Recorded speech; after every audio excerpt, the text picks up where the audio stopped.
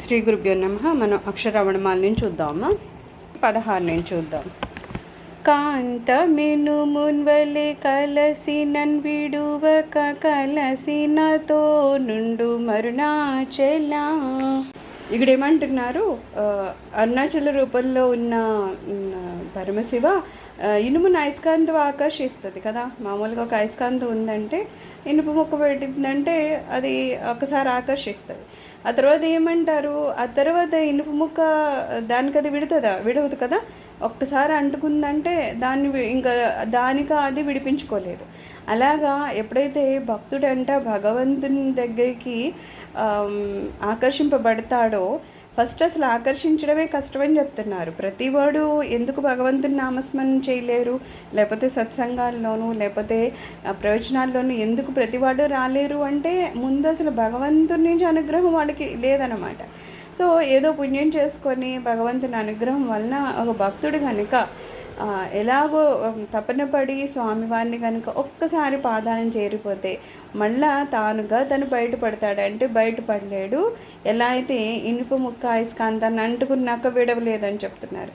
దీనికోసం అంటే మనకి శివానంద లహరిలో భగవత్పాదులు గారు భక్తిలో కొన్ని దశలు ఉన్నాయని చెప్తున్నారంట. ఈరోజు ఒకడు సడన్గా రేపు భక్తుడు అయిపోయాడు అనడానికి ఉండదు. అంటే భక్తుడు అయిపోయి వెంటనే స్వామివారి పాదాలు చేరుకున్నారా అంటే అలా ఉండదు. దాంట్లో కూడా కొన్ని దశలు ఉంటాయన్నమాట. ఆ దశలనంట ఇక్కడ చెప్తున్నారంట. మొదటి దశలో ఏమవుతుందంట, భక్తుడు ఎంతసేపు తన మనసుని చాలా బలవంతంగా భగవంతుని పైకి మరుస్తూ ఉంటాడంట.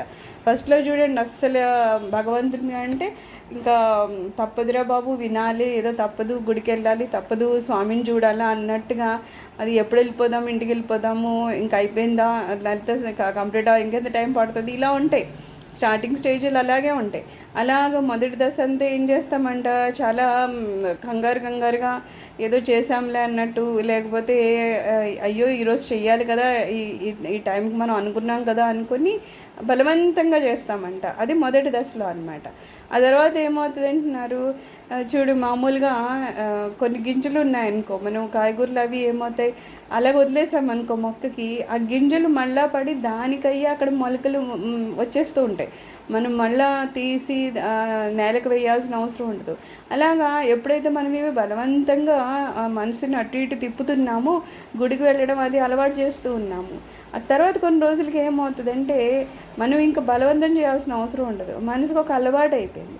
6 అవుతుంది, గుడికి వెళ్ళే సమయం అయిపోయిందంటే 5:30 నుంచి చెప్తూ ఉంటుంది, పద గుడికి వెళ్ళే సమయం అయిపోయిందని. అలాగా మొలికలు ఎలా అయితే ఆటోమేటిక్గా వచ్చేస్తాయో అలాగా మనం కాస్త ప్రయత్నం చేయడం వలన ఆ తర్వాత ఆటోమేటిక్గానే ఇంకా భక్తి అనేది మనలో మొదలవుతుందంట. అయితే తర్వాత ఏమని చెప్తున్నారు, రెండో దశలో వచ్చేసరికి ఇక్కడ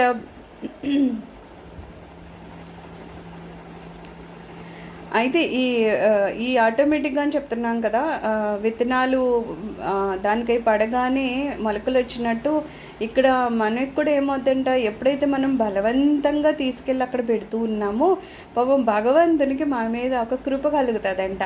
అయ్యో దాన్ని నా కోసమని రోజు వస్తుంది, కానీ ఆ మనసు ఉందే చంచలంగా ఉండి అది దాన్ని కష్టపెడుతుంది అని చెప్పేసి మన మనసుని ఎవరు ఆకర్షిస్తారు అంటే భగవంతుడు ఆకర్షిస్తాడంట. మన మనసుని మనం అందుకే కదా నియంత్రించుకోలేము. మన మనసుని నియంత్రించినంతసేపు బలవంతంగానే చేయాలి. ధ్యానం చేయంటే 2 నిమిషాలు కూర్చుంటుంది, అది వెంటనే అంటుంది అబ్బాయి లేదా ఆ పని గుర్తొస్తుంది, లేకపోతే వాళ్ళు ఎవరో వస్తారు, వీళ్ళు ఎవరితో మాట్లాడాలి, ఎన్ని చెప్తుందో కదా. అలాగది ఎప్పటి వరకు చేస్తుంది, భగవంతుని కృప మన మీద కలగనంతసేపు. ఎప్పుడైతే భగవంతుని కృప కలుగుతుందో అప్పుడు ఏమవుతుందంట, ఆటోమేటిక్గానే మనసు భగవంతుని మీదకి ఆకర్షింపబడుతూ ఉంటుందంట. ఇది రెండవ దశ అన్నమాట. అయితే తర్వాత దశలో ఏమవుతుందంట, ఇలాగా స్వామివారి దగ్గరికి వెళ్తూ ఉన్నాం కాబట్టి నెమ్మదిగా ఏమవుతుంది, మన హృదయం అంతానంట భగవంతునితోనే నిండిపోతూ ఉంటుందంట. ఎందుకంటే అక్కడికి వెళ్తున్నాము, స్వామివారినే చూస్తున్నాము, మన చెవులతో స్వామివారి గురించే వింటున్నాము, ఎప్పుడు ఆలోచనలు స్వామివారి గురించే ఉన్నాయి, ఎప్పుడు అవే దశలో అదే ధ్యాసలో ఉన్నప్పుడు ఏమవుతుంది, నెమ్మదిగా మన హృదయం నిండిపోద్ది అనమాట. అందుకని భక్తి చేయడం కష్టం అని చెప్పేసి మొత్తానికి వదిలేయడమో, లేకపోతే మనకి సమయం దొరకట్లేదని మొత్తం వదిలేయడం, లేకపోతే ధ్యానంలో కూర్చోవడం కుదరట్లేదని వదిలేస్తే ఇంకా అది ఎప్పటికీ రాదు. కానీ మనం చేసుకుంటూ పోతే ఏం చెప్తారు, కొన్ని రోజుల్లో ముందు కొన్ని నెలలు పట్టచ్చు, లేకపోతే కొన్నిసార్లు సంవత్సరాలు పట్టచ్చు, కానీ ఎప్పటికన్నా అది కుదురుతుంది. ఎందుకంటే వెళ్తున్నాం స్వామివారికి మన మీద కృప కలుగుతుంది అనమాట. అయ్యో తన మనసు అంత అరిషడ్ వర్గాలు అవన్నీ కూడా అంత బలవంత పెడుతున్నా అది ఎలాగో కష్టపడి నా కోసమని ఎప్పుడు ఏదో కృష్ణ అనో రామ అనో హరి అని ఏదో అంటుంది కదా అని చెప్పేది ఎప్పుడు ఆ స్వామివారికి అర్థమవుతుందో వెంటనే ఆయన మన మీద కృప చూపిస్తారు. కృపకి ఫస్ట్ వచ్చే లాభం ఏంటంటే, ఏ మనసు అయితే మనల్ని ఇబ్బంది పెట్టి బలవంతంగా బయటికి తీసుకుపోతుందో ఆ మనసు మన నియంత్రణలోకి వస్తుంది. అప్పుడు అది ఏమంటుంది, లౌకిక విషయాలు ఎప్పుడు ఉండేవి, ఆ గొడవ పక్కన పెట్టేసాయి, ఇప్పుడు హరినామ స్మరణ చేద్దామా అంటుంది, లేకపోతే హరి దర్శనానికి వెళ్దామా అంటుంది. అలాగా మన మనసు లోబడుతుంది అంటే భగవంతుని కృప ఆ రూపంలో మనకు వస్తుంది అన్నమాట. అది ఎలాగా అంటే ఒక చిన్న ఉదాహరణ చెప్పారట. ఇప్పుడు భార్యాభర్తలు ఉన్నారు అంటే భర్త ఎప్పుడు ఏదన్నా తిడుతూ ఉన్నాడు అనుకో, భార్య కూడా ఏం చేస్తుంది, ముభావంగా ఉంటుంది. అదే భర్త ఎప్పుడు ప్రేమగా చూసుకున్నాడు అనుకో, భార్య కూడా ప్రేమగా మాట్లాడుతుంది. ఇద్దరు మనుషులు ఉన్నారంటే ఒకరిని బట్టి ఒకరికి ఉంటుంది కదా. అలాగా ఎప్పుడైతే భక్తుడు భగవంతుని మీద అంత స్వామి అని వెంట పడుతున్నాడో అప్పుడు భగవంతునికి కూడా భక్తుని మీద కృప కలిగి వీళ్ళని ఆ స్వామి స్వీకరిస్తారంట. అది 3వ దశ అన్నమాట. అయితే ఆఖరికి ఏమంటున్నారు, ఎవరైతే భక్తుడు ఉంటాడో అతనే భగవంతునికి భూషణం అయిపోతాడు, అంటే ఒక అలంకారం అయిపోతాడు. ఇప్పుడు మనకి నృసింహస్వామి అని తలవగానే ఫస్ట్ ఎవరు గుర్తొస్తారు, ప్రహ్లాదుడు గుర్తొస్తారు కదా. ఓన్లీ నృసింహస్వామి అని చెప్పేసి ఆయన ఒక్కరే గుర్తొస్తారా, లేకపోతే ఎక్కడన్నా నృసింహస్వామి ఉండి ప్రహ్లాదుడు లేని ఏదన్నా ఫోటోలు గట్లా కనబడుతున్నాయా, ఏం కనిపించవు. ఎందుకంటే అక్కడ ఈ ప్రహ్లాదుడు అనే చిన్న 5 సంవత్సరాల భక్తుడు ఎంత మంచి భక్తుడు అంటే ఆయన కోసం అని చెప్పి భగవంతుడే దిగి వచ్చేసారు. అంటే ఒక వయస్సు కూడా సంబంధం లేదు, జ్ఞానాలతోనూ సంబంధం లేదు. ఆయన పుట్టుక సమయంలో నారదుని వారి ఆశీస్సుల వలన ఆయన అంతా హరినామస్మరణ చేయడం అనేది నేర్చుకున్నారు. అందుకని అంత చిన్న వయసులో జ్ఞానం పూర్తిగా వచ్చేసిందా అన్న తెలిసో తెలీదో మొత్తానికైనా హరినామస్మరణ చేయడం వలన ఏమైంది, నెమ్మదిగా ఆయనకి సత్యం అనేది ఏంటో అవగతమైంది. అందుకని అక్కడ అసత్యంగా ఏదో వాళ్ళ నాని ఎన్ని కష్టాలు పెట్టినా, లేకపోతే నేనే దేవుణ్ణి అని చెప్పినా ఇవన్నీ కాదు, ఇది అసత్యం అని చెప్పి ఆయనకు అర్థమైంది. కాబట్టి ఆయన నృసింహస్వామిని విష్ణువుని పూజిస్తూ ఉండేవారు. అందుకని ఈయన భక్తికి మెచ్చి నృసింహస్వామి రూపంలో ఆయన వచ్చారు కదా. ఇక్కడ మరి ఎవరు నిజంగా భూషణం అంటే ఏమని చెప్తాము, ప్రహ్లాదుడి కోసం నృసింహస్వామి వచ్చారు. అంటే ఈయన నిలిచిపోయారు అన్నమాట. ఒక భక్తుడు భగవంతుణ్ణి తీసుకొని వచ్చేంత స్థితిలోకి వెళ్ళిపోయారు అంటే అక్కడ భక్తుని యొక్క విలువ ఎంత ఉంటుందో, లేకపోతే నిజంగా మనం ఆతృతతో ఉంటే భగవంతుడు మనకి ఎంత విలువిస్తాడో అనేది ప్రూవ్ చేసే ఒక కథ కదా ప్రహ్లాదుడి గురించి. అంటే అలా ఉంటుందంట. ఆ తర్వాత ఏమంటున్నారు, ఈ స్థితికి వచ్చేసరికి భక్తుడు ఏమో తను వేరు భగవంతుడు వేరు అన్నట్టు ఏముండరంట, మమేకమైపోతారంట. ఇంకా ఆయన ఎంతసేపు ఇంకా భగవంతుని కోసమే ఆలోచిస్తూ ఉంటారు. కాబట్టి ఇంకా ఆయన కొత్తగా వేరేగా తినేది, వేరేగా తాగేది, వేరేగా వినేది అనేది ఏముండదు. అంత ఆయనకి ఏమనిపిస్తుంది, ఆయనలోనే మమేకం అయిపోయారు. అందుకని వేరేగా అని చెప్పడానికి ఏమీ లేని ఒక స్థితి 4వ స్థితి అన్నమాట. ఎలాగా అంటే ఇప్పుడు నదులు సముద్రం ఉంటాయి. సముద్రం ఏమి నదుల దగ్గరికి వెళ్ళాల్సిన అవసరం లేదు. నదులు ఎక్కడ పుట్టినా ఎక్కడ వరకు ప్రవహిస్తున్నా ఆఖరికి ఏమైపోతుంది, సముద్రంలో కలిసిపోతుంది. అలాగా ఒక్కసారి కలిసిపోయింది అనుకో, ఆ తర్వాత మళ్ళీ మనం ఆ సముద్రంలో చూపించి ఇదిగో ఈ నది ఇక్కడ కలిసిందని ఏమన్నా మనకు సెపరేట్గా చూపించడానికి ఉంటుందా, ఏముండదు. ఒక్కసారి కలిసిపోయిందంటే కలిసిపోయింది అంతే. దాన్ని విడదీసి చెప్పడం అనేది జరగదు. అలాగా ఎప్పుడైతే భక్తుడు పూర్తిగా భగవంతునిలో మైమర్చిపోయి ఉంటారో ఆ తర్వాత భక్తుడు వేరు భగవంతుడు వేరు అని చెప్పడానికి ఇంకా అక్కడ ఏం మిగలదంట. అయితే ఇక్కడ మనకి ఏం చెప్తున్నారు, ఒక శృంగేరి శ్రీ శారదాపీఠం స్వామి ఉన్నారట, శ్రీ శ్రీ శ్రీ అభినవ విద్యా తీర్థ మహాస్వామి గారు ఉన్నారట. ఆయన ఒకసారి స్ఫూర్తిని అందించే ఆధ్యాత్మిక కథల నుండి ఒక చిన్న మనకి ప్రూఫ్ ఇస్తున్నారు. అంటే దాన్ని ఏమంటారు, భక్తుడు ఎలా ఎలా ఆలోచిస్తాడు భగవంతుని గురించి అనే దాంట్లో ఒక చిన్న కథలు అది ఒక చూపిస్తున్నారు. ఏమని, సదాశివ బ్రహ్మేంద్ర వారంట మానసిక పూజ చేస్తున్నారంట. మనకి 2 రకాలు ఉంటాయి. అన్ని ద్రవ్యాలు ఉంటే ద్రవ్యం పెట్టుకొని చేయొచ్చు, కానీ కొన్నిసార్లు మనం ఏ ప్రయాణాల్లో ఉండిపోతాం, లేదు ఆర్థిక ఇబ్బందులు అవ్వచ్చు, లేకపోతే శరీరం సహకరించకపోవచ్చు. అలాంటి సమయాల్లో ఏం చేస్తామంటే ఆ వస్తువు లేకపోయినా సరే మానసికంగా అది నా దగ్గర ఉందనుకొని మనము అవి చెల్లించేసుకుంటాం అనమాట. అలా కూడా ఒక మానసిక పూజ చేయొచ్చు. ఆ మానసిక పూజలో ఏమవుతుంది, మామూలుగా అయితే కళ్ళు తెరిస్తే ఒక ప్రతిమ రూపంలో భగవంతుని ఎదుర్కొంటే పెడతాము. లేదు, మనం మానసిక పూజలో అయితే ఈ బ్రహ్మాండం అంతా వ్యాపించి ఉన్న ఆ హరి ఎవరైతే ఉన్నారో ఆయనే నా ఎదురుగుండా ఏదో చిన్న కృష్ణుడి రూపంలో ఉన్నారని మనము ఆలోచిస్తూ చేస్తామన్నమాట. అయితే ఈయనేమో ఏదో మానసిక పూజ చేద్దాము, ఉపచారాలు చేద్దామని కూర్చున్నారు. ఉపచారాలు చేయాలంటే ఫస్ట్ ఏం చేయాలి, ఆ స్వామివారిని ధ్యానించాలి. ముందు ధ్యానించాలి అంటే ఇక్కడ ఏమంటారంటే, స్వామి ధ్యానించడానికి పోనీ ఏదో ఒక చిన్న రూపం అని అనుకుంటే అది అపచారం కదా స్వామి. ఎందుకంటే నువ్వేమైనా చిన్నవాడివా, మొత్తం బ్రహ్మాండం అంతా వ్యాపించి ఉన్నావు. అలా అని పోనీ అంత పెద్దగా మనము ఊహించగలమా? మన ఊహకు కూడా అందదు. బ్రహ్మాండం అంతా స్వామి ఉన్నా సరే అలా అని కూడా మనం ఊహించలే. అందుకని నా ఊహ కూడా సరిగ్గా నాకు అర్థం కావట్లేదు, అదొక అపచారం అవుతుంది. తర్వాత ఏంటి, ఆవాహనం అంటాము.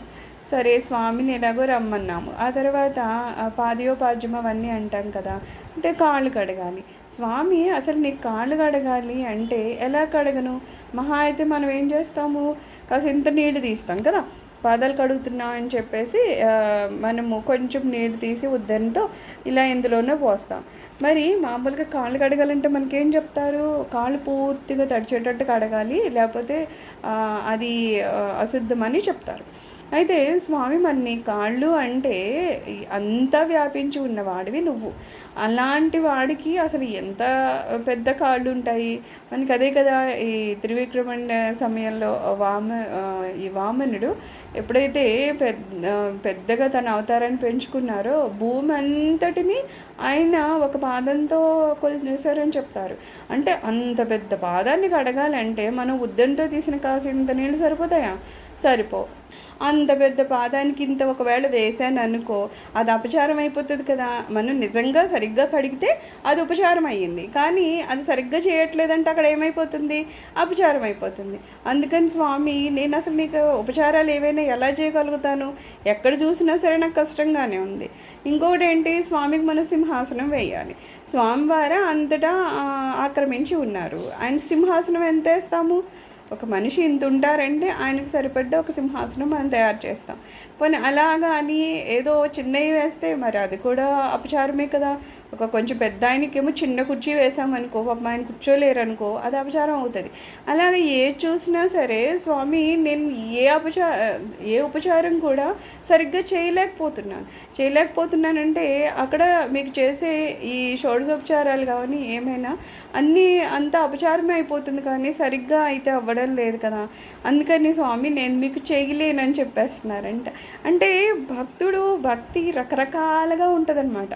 అది ఇలాగా అని చెప్పడానికి ఉండదు. మనం ఎంత భగవంతుని మీద ప్రేమ పెంచుకుంటామో అంత ఆ స్వామివారిని ఆ రూపాల్లో చూడగలుగుతూ ఉంటాం అన్నమాట. మనం సహజంగా ఏం చేస్తున్నాం, ఏదో చిన్న ఫోటోనో ఒక ప్రతిమ అంటే వేసేస్తాము, ఒక ఉద్దరిని ఇలా వేసేసి అయిపోయింది అంటాము, లేదు ఒక చుక్క నీరు జల్లేండి అయిపోతుంది అంటాం. కానీ నిజంగా భక్తిలో రమించేవాడు ఇలా ఆలోచిస్తాడనమాట. అయ్యో నేను ఇచ్చేసే ఈ ఇంతోటి నీళ్ళతో స్వామివారి పాదాలు ఎక్కడ కడగలుగుతాను అని. సో వాళ్ళ భక్తి ఆ రకాలుగా ఉంటాయి. దానికి ఒక ఉదాహరణగా మనకి ఇలా చెప్తున్నారు. అలాగే ఆ తర్వాత మనం ఏంటి, స్నానము అది అతి కష్టంగా ఆ నీళ్ళు అంత మనిషికి మనం ఇచ్చే నీళ్ళు స్నానానికి అవి ఏమి ఎలాగూ సరిపోవు. సరే ఆ తర్వాత వస్త్రం అని చెప్పేసి ఏదో చిన్న చిన్న పంచులో ఏవో పెడతాము. పెడితే ఆయన చూస్తే దిగంబరుడు కదా, ఆ దిక్కులే దుస్తులుగా కలిగిన వాడాయన. అలాంటి ఆయనకి మనమిచ్చే ఇంతోటి ఒక గుడ్డ ఎంత సరిపోతుంది? సరిపోదు కదా, మళ్ళీ అది కూడా అపచారమే కదా. ఇలా చూసినా సరే స్వామి నేనేమీ చేయలేను నీకు, ఎందుకంటే ఇక్కడ ఏమన్నా మనం ఇవ్వాలనుకుంటే ఇక్కడ మనం సొంతగా ఇచ్చేది ఏమీ లేదు, ఏదైనా భగవంతుడు ఇచ్చిన దాంట్లో తీసిస్తున్నాం అంతే కదా. అయితే నేను ఏమిచ్చినా సరే అది నీ స్థితికి మాత్రం సరిపోయేది కాదు. అందుకని నాకు ఒకటి అర్థమైపోయింది, ఏమని నేనైతే నీకేం చేయలేను. కానీ నేను కూడా స్వామి నేనేమి నిన్ను డబ్బులు దుస్తులు అవి ఇవి అడగడం లేదు. నేను నిన్నేం అడుగుతున్నానంటే నన్ను నాకు ఇచ్చేయి స్వామి అని అడుగుతున్నాను అంటున్నారు. నన్ను నాకు ఇచ్చేయంటే ఏంటి?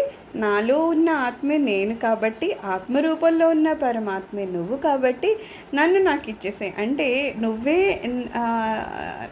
నాకు ఇచ్చేసాయి, నీలో నేను రమించేటట్టు చెయ్యి స్వామి అని చెప్పడం అనమాట. అంటే చాలా తెలివిగా భక్తులు భగవంతుడిని అలా కోరుతూ ఉంటారనమాట. అలాగా ఇక్కడ ఏం చెప్తున్నారు, ఎన్ని ఉపచారాలు చేసినా సరే అవి నా వల్ల కావట్లేదు కాబట్టి నువ్వే నాకు స్వామి, నన్ను నాకు ఇచ్చేసేయి చాలు, ఇంకెంతకన్నా నిన్ను కోరుకునేది ఏమీ లేదు.